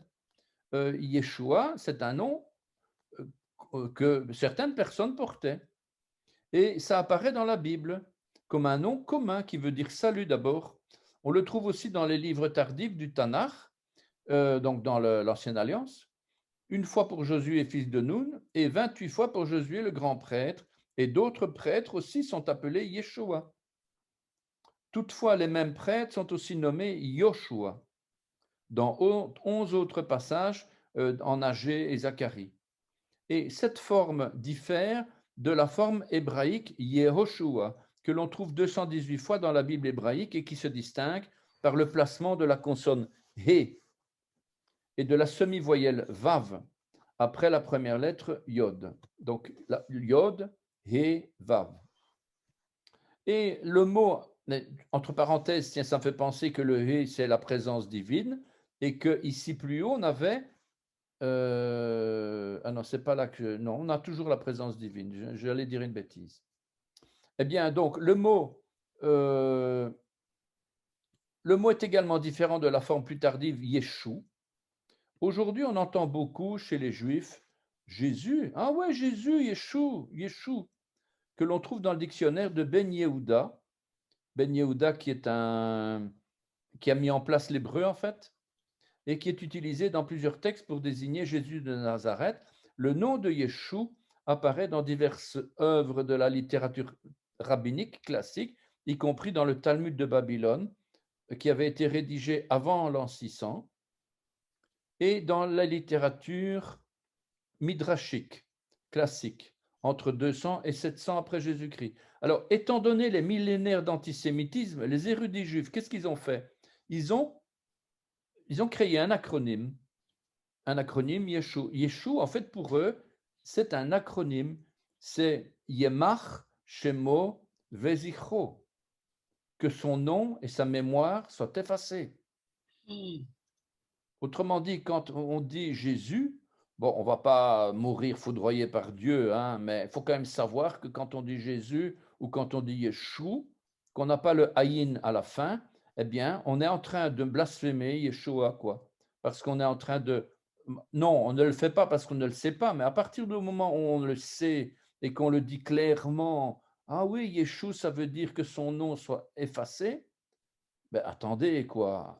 Apprenons à dire correctement Yeshua. Le Aïn final, c'est le regard de Dieu, hein. C'est quand même pas n'importe quoi, hein. Et donc, faut savoir quoi, que les Juifs utilisent, pour parler de Jésus, ils disent Yeshua, par moquerie. D'ailleurs, il y en a d'autres qui disent que, ah ouais, l'acrobate, on parle de l'acrobate. Pourquoi est-ce qu'on dit l'acrobate? Ben parce qu'il fait son acrobatie sur la croix. Donc, c'est un petit peu blasphématoire comme ça, mais bon, ils n'ont pas la connaissance. On ne peut pas reprocher à des gens qui n'ont pas la connaissance. À partir du moment où ils l'auront, ben, ils se repentiront, quoi, hein. C'est différent de ceux qui ont la connaissance, qui ont eu la lumière et qui se sont revenus en arrière. Ça, c'est pire que tout, ça. Donc, faisons bien attention à nous-mêmes, plutôt que le peuple juif qui est pour l'instant gardé pour des temps messianiques, quoi. En tout cas, la forme Yeshua est employée dans les traductions du Nouveau Testament en hébreu. Pour des raisons de confort et uniquement pour cette raison, il est de coutume, dans notre français courant, d'utiliser la lettre Y plutôt que le I. Le nom Yeshua avec un I, donc ici, que l'on écrira donc Yeshua, est aussi utilisé dans certains textes historiques. Par exemple, Yoshua avec un J, dans un texte que l'on retrouve en grec dans Syrah. Jésus ben Ananias ou Jésus ben Syrah. Voilà, c'est des textes grecs, quoi. Et l'élément théophore Yahvé ou Yeho, on appelle ça un élément théophore, ça veut dire la partie divine du nom, la partie de la présence de Dieu. Eh bien, il est contracté en Yo. D'ailleurs, Jonathan, il y a beaucoup de noms qui commencent par le Yod. Ainsi, l'apôtre Jean se dit Yehochanan. Yehochanan. Ça a été contracté en Yohanan, que c'est devenu Jonathan. Cependant, il n'existe aucun nom à part Yehoshua, dans lequel Yeho est devenu Yé. Contrairement à ce que font penser les traductions françaises, le nom de Josué se traduit par Yeshua et apparaît par exemple en Esdras 2, etc. Vous avez les références ici, et même en araméen dans Esdras 5.2. Alors, d'où ça vient le nom de Yehoshua? Parce qu'au départ, Josué ne s'appelait pas comme ça. Il ne s'appelait pas comme ça, il s'appelait Hoshea. Alors, voyons. Le nom de Yehoshua a la forme d'une contraction de Yeho et de Shua. Yeho, donc Yod, He, Vav. Il n'y a plus qu'à ajouter un He pour faire le tétragramme, entre parenthèses. Et une autre forme, Yahou, un élément théophore qui comporte le nom de le tétragramme Yod, He, Vav, He. Le tétragramme, parfois transcrit YHVH pour plus de facilité. Alors, que veut dire Shua? Shua, c'est en fait un nom qui veut dire un cri à l'aide, comme quelqu'un qui demande du secours. Il demande le bonheur et la richesse. On retrouve là-dedans une action de crier, d'implorer. Et dans son nom entier, le nom veut dire littéralement « crier à Dieu lorsque vous avez besoin d'aide ». Alors, cette racine yasha, à l'accompli, qu'est-ce que c'est l'accompli? Vous allez apprendre dans la conjugaison qu'on n'a pas le plus que parfait, l'imparfait, le subjonctif, du comme, du machin, de ci, de là. En hébreu, c'est beaucoup plus simple. On a l'accompli et l'inaccompli. L'accompli, ça veut dire c'est fini, c'est passé. Et l'inaccompli, c'est pas encore accompli. Donc, c'est en fait le passé et le futur, quoi.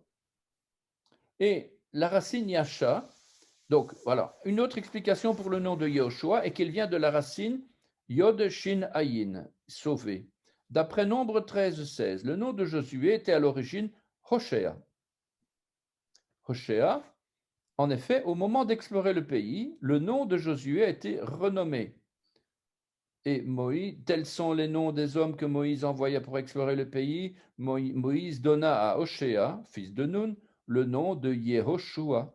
Donc Moïse a renommé Josué.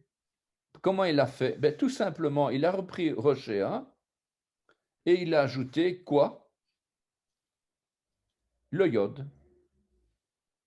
Ce n'est pas le He qu'on ajoute, c'est le Yod, tout simplement. On a ajouté le Yod. Donc c'est Yod, Hoshea.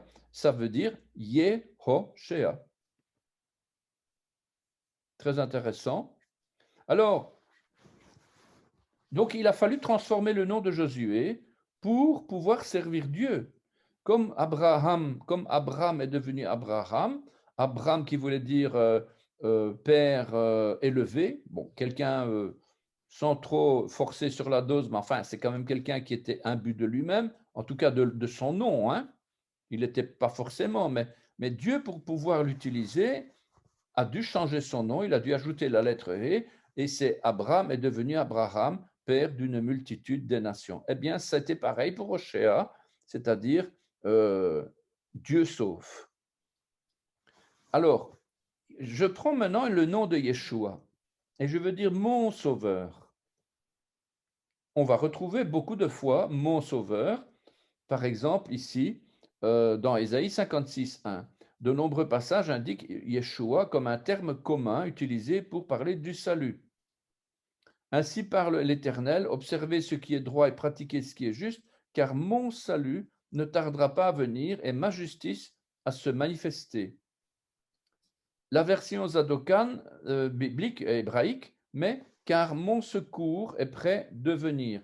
Mon secours, c'est quoi? C'est Yeshuati. Yeshuati, c'est donc Yeshua, plus le ti, tav et yod, qui est une forme pronom possessif. Ça veut dire mon sauveur. Le ti, à la première personne du singulier, c'est moi, à moi. Et on a ici, en vert, en rouge, dans le jaune, pardon, on a le nom propre Yeshua, qui veut dire Dieu sauve, et le même nom, mais avec une lettre He, cette fois-ci pas la lettre Tav, mais la lettre He, eh bien, c'est plus un nom propre, c'est un nom commun, qui veut dire secours, salut, délivrance. Donc, quand vous voyez Yeshua avec un He à la fin, c'est plus le nom propre. On ne parle plus de la personne de Yeshua ou d'une personne en général, d'un nom propre, on parle d'un acte, d'une action de secourir, de salut. C'est un nom commun, quoi. Et très important, Yeshua, le nom propre, c'est du masculin. Le nom commun, Yeshua avec la lettre He finale, c'est du féminin. La délivrance, le secours, le salut, c'est un mot qui est du féminin. Et la lettre He, souvent, c'est la marque du féminin pour un mot. Pas toujours, hein, mais généralement, quand on a la lettre E à la fin, c'est la forme féminine du mot. Alors, ici, on a la transformation du nom de Yeshua.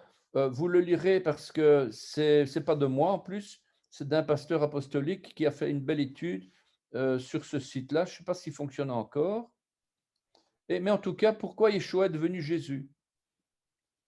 En tout cas, Yeshua, c'est le nom hébreu de Jésus. Et oui. Donc Yeshua parla encore au peuple. Il dit, je suis la lumière du monde, celui qui me suit ne marchera point dans les ténèbres, mais il aura la lumière de la vie. Donc Jean 8, 12. Alors Yeshua, c'est le nom hébreu de Jésus. Pour les non-juifs, ce nom vient du grec Jesus, et le mot Christ est une simple décalque et non une traduction de Christos, qui provient du verbe cryo, qui lui, il vient de oindre, l'onction. Le verbe cryo, en hébreu, puisque tout vient de l'hébreu, ça vient de machach.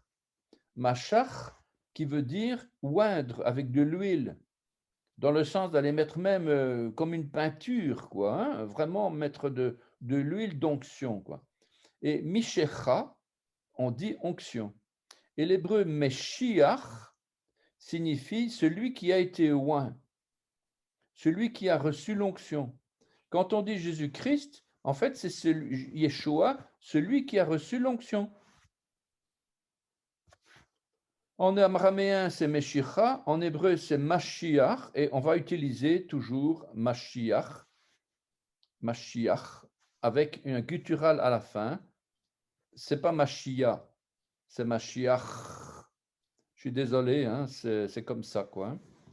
Et d'ailleurs, je vous en avais parlé, le Alléluia, là. On ne dit pas Alléluia, on dit Alléluia. Donc, parce que Hallel et Hallel, ce sont deux mots complètement opposés. Alléluia, Hallel, c'est louer, et Hallel, c'est maudire. Donc, c'est exactement l'inverse, quoi. Voilà, donc là, vous lirez sur l'origine, pourquoi le Yeshua a donné Sous, Yesous, c'est parce que c'est un haïn, et le haïn est une lettre sémitique intransformable, intraduisible dans nos langues contemporaines, occidentales plutôt.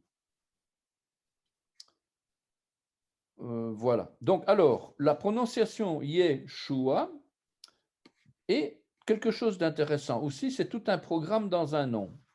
À savoir que chaque lettre a une signification prophétique. La lettre Yod, vous savez que ça veut dire la main,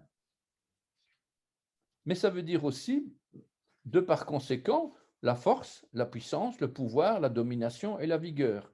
Donc, le Yod, la plus petite lettre de l'alphabet hébraïque, puissance 10, comme par hasard dans les mathématiques, le 10 c'est la puissance 10, quoi, comme par hasard, quoi, voilà. Oh, c'est un hasard, ok, voilà, comme par hasard. Dans la grande majorité des cas, si pas toujours, cette lettre représente la main de l'Éternel. C'est pour ça qu'on met toujours le Yod, Yehoshua, Yeshayahu pour Isaïe, Yermiahu pour Jérémie. C'est toujours une racine et devant laquelle on va mettre un Yod pour dire, voilà, c'est la force.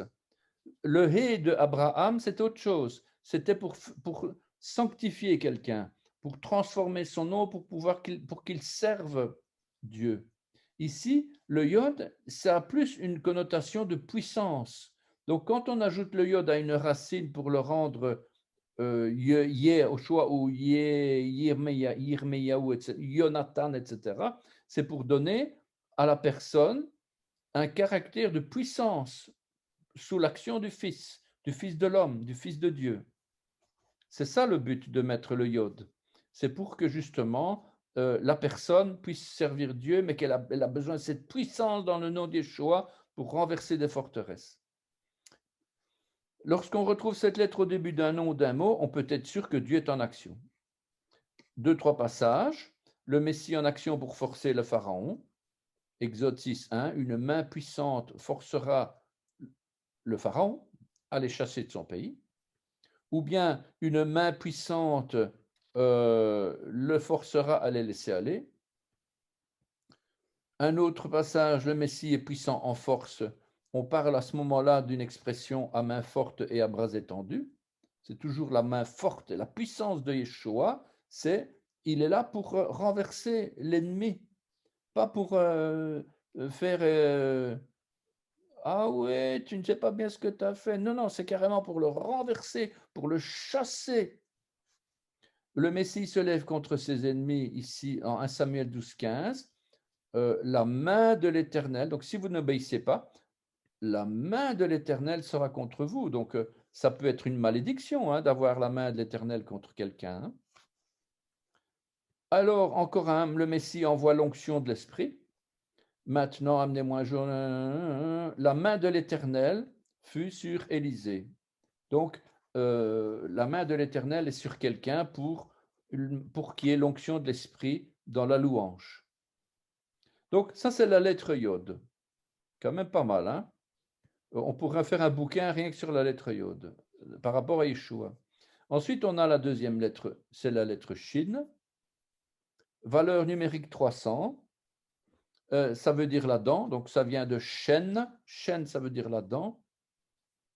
D'ailleurs, on dit œil pour œil, dent pour dent. On dit ayin tachat ayin, le regard pour le regard. Shen tachat shen, dent contre dent, dent pour dent. Donc, dent, pointe, haïr, mépriser, détester. Donc, on parle du mépris. Cette lettre possède 3 barres verticales. Ça, c'est une interprétation personnelle, évidemment, hein, symbole du Père, du Fils et du Saint-Esprit, etc. La lettre est en réalité une molaire, une dent, et elle ressemble aussi à un arc et sa flèche, au milieu, dirigée vers le haut. Et l'arc, je ne sais pas si vous savez que dans la Bible, chaque fois que vous avez l'arc, l'archer, la flèche, lancer des flèches, etc., c'est le symbole du combat spirituel, le symbole de la puissance de la prière. Mais ça peut aller dans l'autre sens, c'est-à-dire que l'ennemi, il peut aussi envoyer des flèches enflammées, des flèches empoisonnées. Donc, attention, ça peut aller dans les deux sens, mais c'est pour ça qu'on dit que c'est un combat. Alors, voilà, ici, il exerce mes mains au combat et mes bras tendent l'arc d'airain. Eh bien, ce passage-là, c'est un passage qui traite spirituellement du combat spirituel dans la prière. Quand mes bras tendent l'arc d'airain, il faut quand même le savoir, c'est que vous devez être dans votre chambre en train de hurler à Dieu, Seigneur, dans le nom de Jésus, il y a un tel, il doit se repentir, il doit donner son cœur, etc.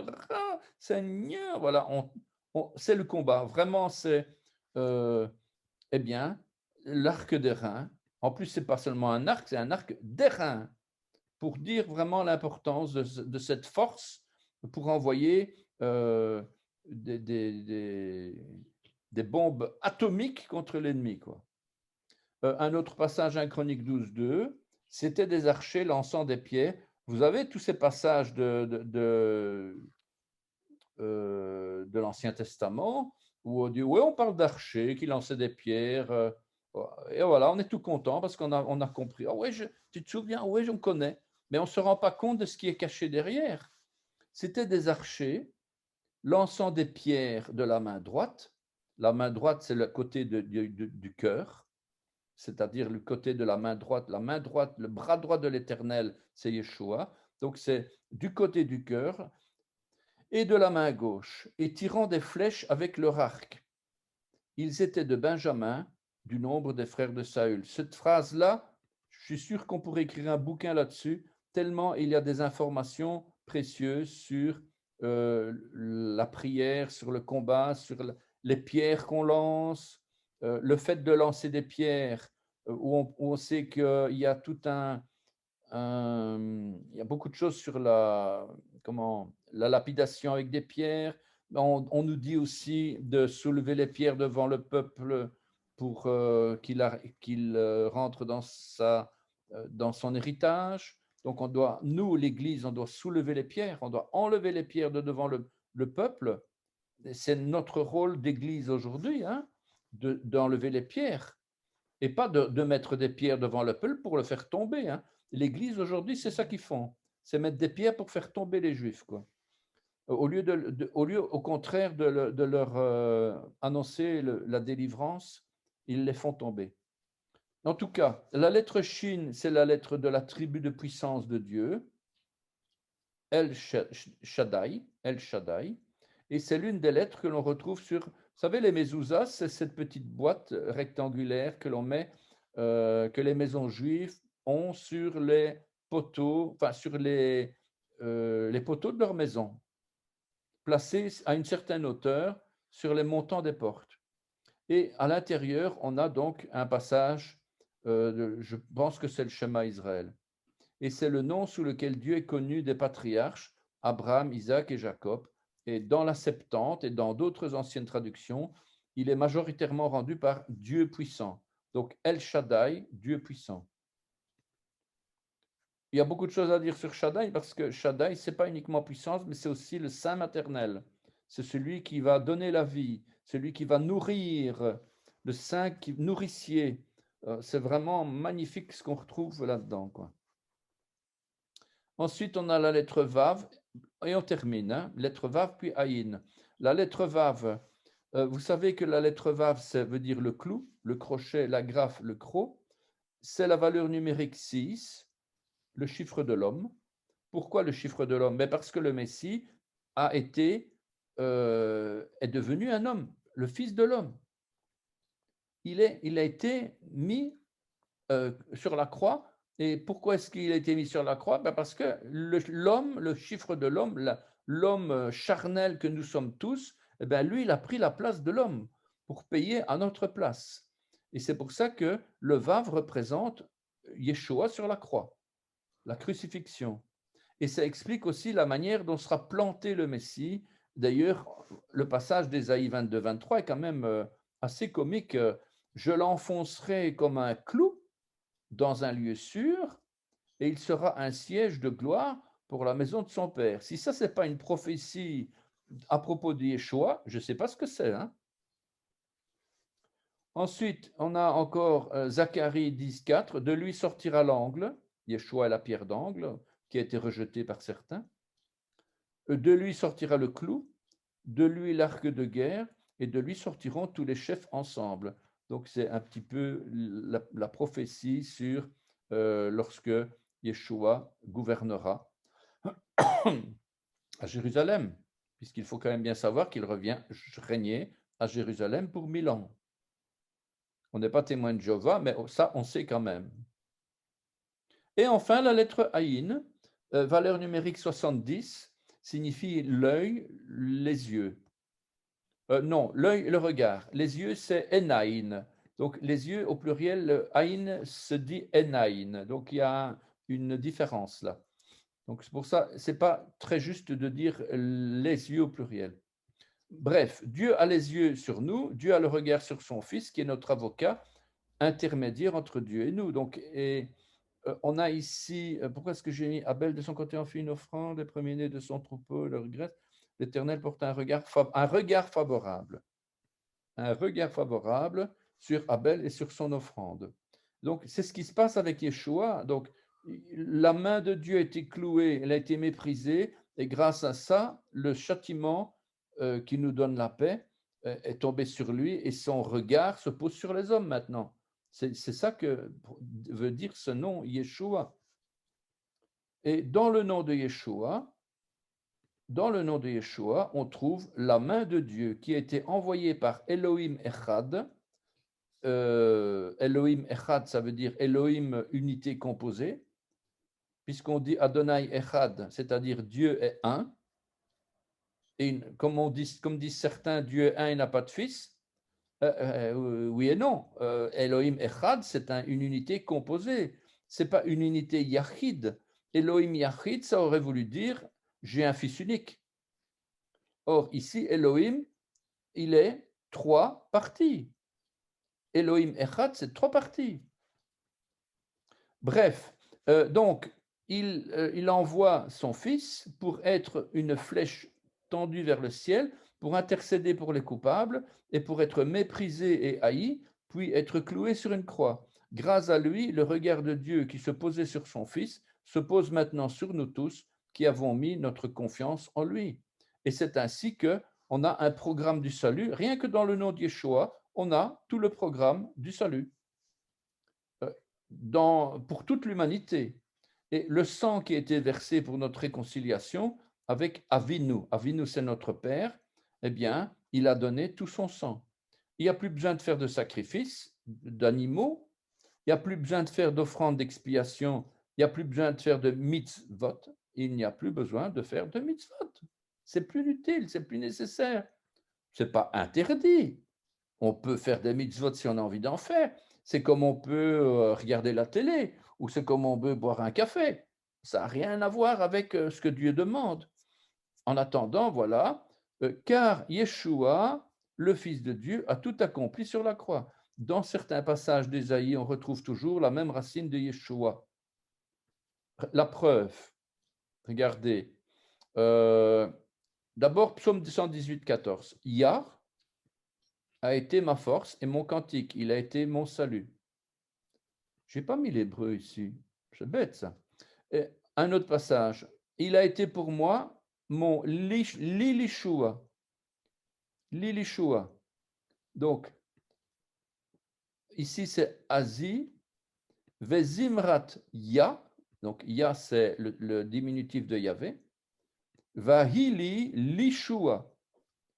Voilà, donc, il a été pour moi mon Lishua, mon Lishua. Ésaïe 49, 8. Au jour du salut, je te secourrai. Uveyom Yeshua azarticha. Uveyom Yeshua. Voilà, vous retrouvez le nom de Yeshua ici. Évidemment, c'est le nom commun avec la lettre E. Donc, ce n'est pas le nom propre de Yeshua, mais on a quand même bien compris que derrière, il y a le nom de Yeshua. Il ne faut pas se leurrer, quoi. Ésaïe 35, 4, pareil. Il viendra lui-même et nous vous sauvera. Veyosha'achem, eh bien, on a de nouveau Yeshua. On a de nouveau ici avec une inversion du Vav à cause de la conjonction. Yeshua, Yesha'a, Yeshua, Veyosha'achem. Bref, donc Yeshua vient de la racine hébraïque Yasha, à la forme grammaticale Ifil, j'en parlerai plus tard, qui signifie sauver, délivrer. Yeshua signifie littéralement secours, délivrance, salut, triomphe. Oh, alléluia, amen. Sauvetage, assistance, affranchissement, victoire, bonheur, félicité. Et ce salut vient de Yeh ou de Ya, c'est-à-dire du tétragramme Yod, He, Vav, He, qui est le Seigneur Tout-Puissant. Et donc, connaître le nom de Yeshua, c'est le pilier de notre foi. Ce n'est pas pour rien que j'ai fait un fascicule sur le nom de Yeshua avant de commencer le cours, parce qu'il faut d'abord glorifier Yeshua avant de se lancer dans quoi que ce soit.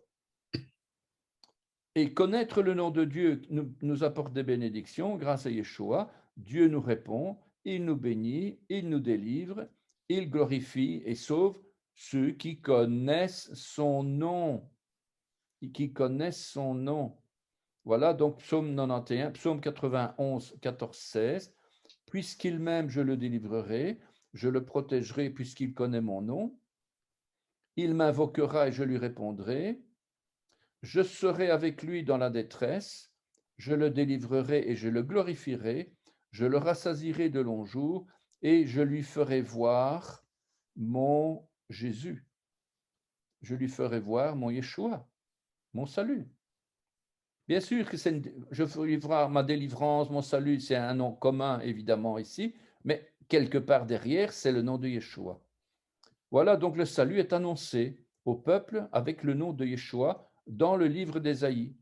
Je pense qu'il est 14 fois, dans le livre d'Ésaïe, 14 fois, on retrouve.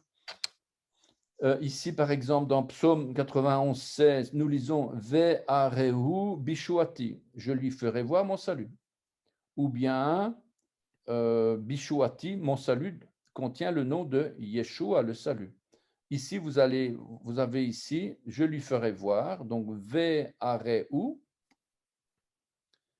mon salut, bi, je lui ferai voir en fait dans, puisque bi c'est dans, mon salut, voilà, dans mon salut.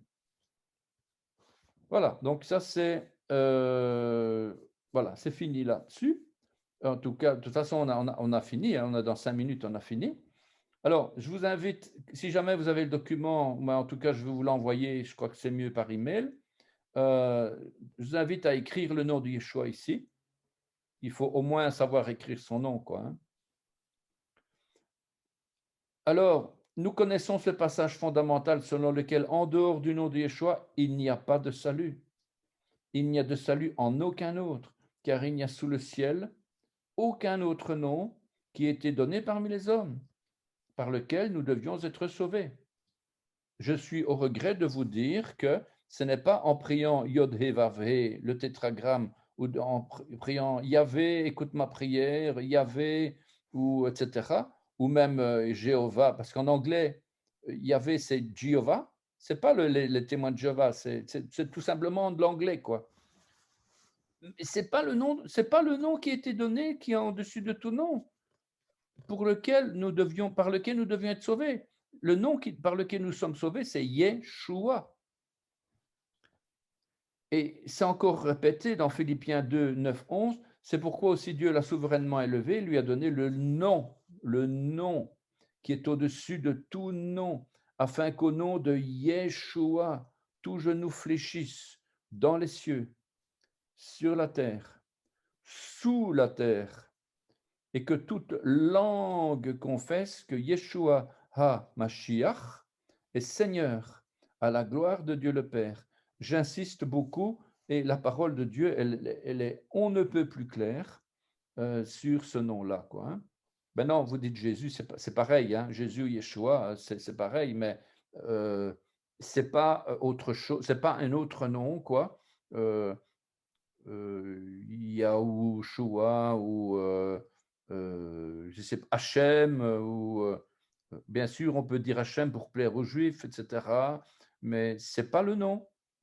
Le nom, c'est Yeshua. J'insiste. Voilà, donc, alors, dans ce document, je ne sais pas si vous aurez le temps dans 15 jours, puisque c'est une période de 15 jours maintenant, des exercices.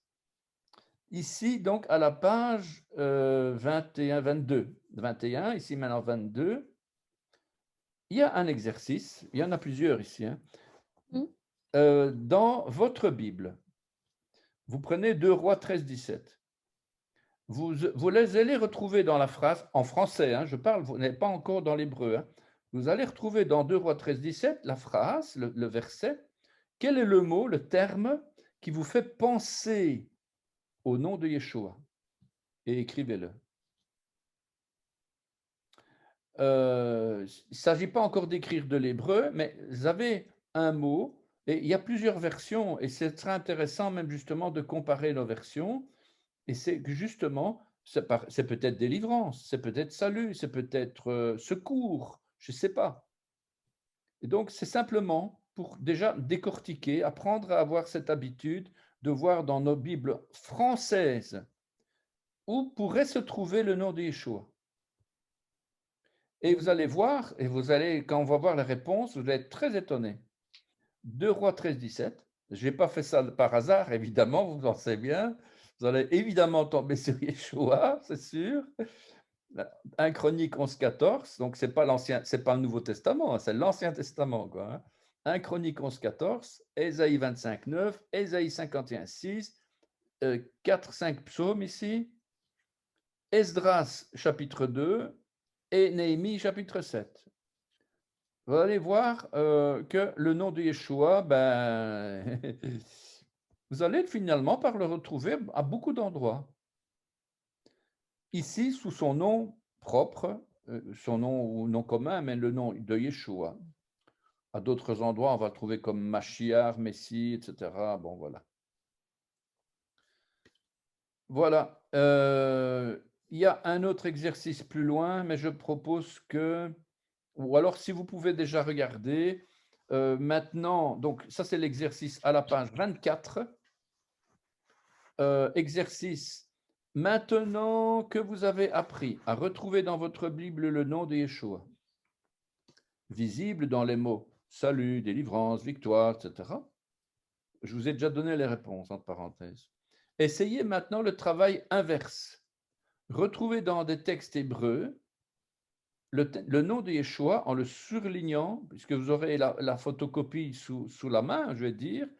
Vous allez vous l'imprimer, par exemple, ou alors vous le faites sur votre ordinateur, il y a moyen, hein, mais c'est un peu plus compliqué. C'est de retrouver le nom de Yeshua dans ces passages ici. Ésaïe 52, 10, Ésaïe 49, 6, 1 Samuel 19, 5. Donc, il faut essayer de simplement retrouver le nom de Yeshua. Psaume 106, 21. Et voilà.